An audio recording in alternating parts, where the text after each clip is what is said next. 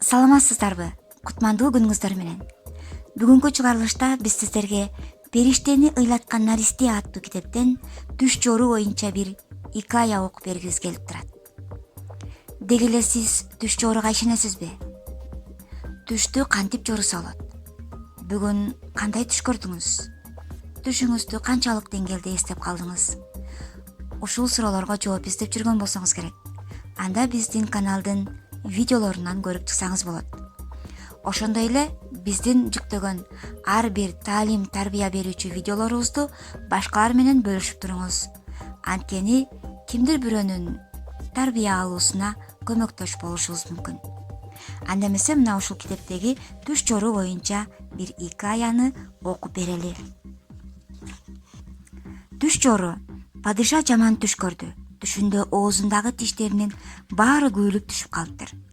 Бул түштү жоруу үчүн өлкөсүндөгү Акылман аттуунун баарын сарайына чогултту. Түштү кантип жоруунун жолун таппай акылмандардын айласы кетти. Алар унчукпай баш чайкаган сайын падыша ачууланып: "Эгер бул түштү жорой албасаңар, анда баарыңар башыңардан айрыласыңар" деп каарданды. Түш жоруучулардын айласы чындап кетти. Бул кыйынчылыктан кантип чыгуунун жолун таппай бири-бирине жалдырады. Акыры алардын арасынан бирөөсү падышага кайрылып: "Улуу урматтуум, мен сизге бул түштү жооруп берем. Бирок сиз башка акылмандарды бул жерден бошотом деп убада бериңиз" деди. Падыша макул болду. Акылман чөккө тизелеп отурду да: "Улуу урматтуум, бул жакшы түш эмес. Сиз жакын туугандарыңыздын баарынан айрылып калат экенсиз" деди. Падыша анын сөзүнө абдан каарданып, анын башын алууга буйруду. Анан кайрадан беркилерге кайрылып: "Ким башкача жоорой алат?" деп сурады. Ошондо ак сакалы көкүрөгүнө түшкөн акылман ордунан туруп: "О урматтуу падышам, бул түштүн жоруму такыр башкача. Бул түшкө караганда сиз туугандарыңыздын баарынан көп жашап, өмүрүңүз узун болот экен" деди. Анын сөзүнө ыраазы болгон падыша ага чоң тартуу белек берип, акылмандардын баарын бошотуп жиберди. Демек биз ар бир көргөн түшүбүздү жакшылыкка жорушубуз керек экен. Ушундай эле биз бүгүн дагы бир сааттын баасы деген аңгемени да окуй кетели. Да ортоктош болсок. Жумуштан чарчап келген атасын уулу тосуп чыгып: "Ата, сиздин 1 сааттык жумуш акыңыз канча сом турат?" деп сурады.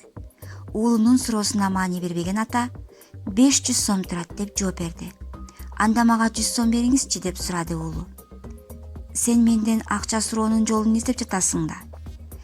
Кир бөлмөңө, жатып укта" деди атасы ачуулана. Баланын көңүлү жөгө түштү, унчукпай бөлмөсүнө кирип кетти. Атасы бир аз ойлонуп, анын артынан кирди. Керебетине ыйлап отурган уулунун жанына келип 100 сомду ага сунду да: "Бул акчаны эмне кыласың?" деп сурады. Уулу унчукпастан акчаны алып, жаздыгын көтөрдү. Жаздыктын астында дагы акчалар бар экен. Уулунун 100 сомду тиги акчаларга кошуп жатканын көргөн ата таң кала сурады: "Акчаң бар турбайбы? Деги мынча акчаны эмнеге чогултуп жатасың?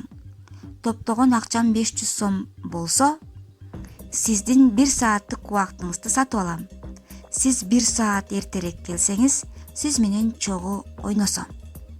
Бала дагы бышактай баштады.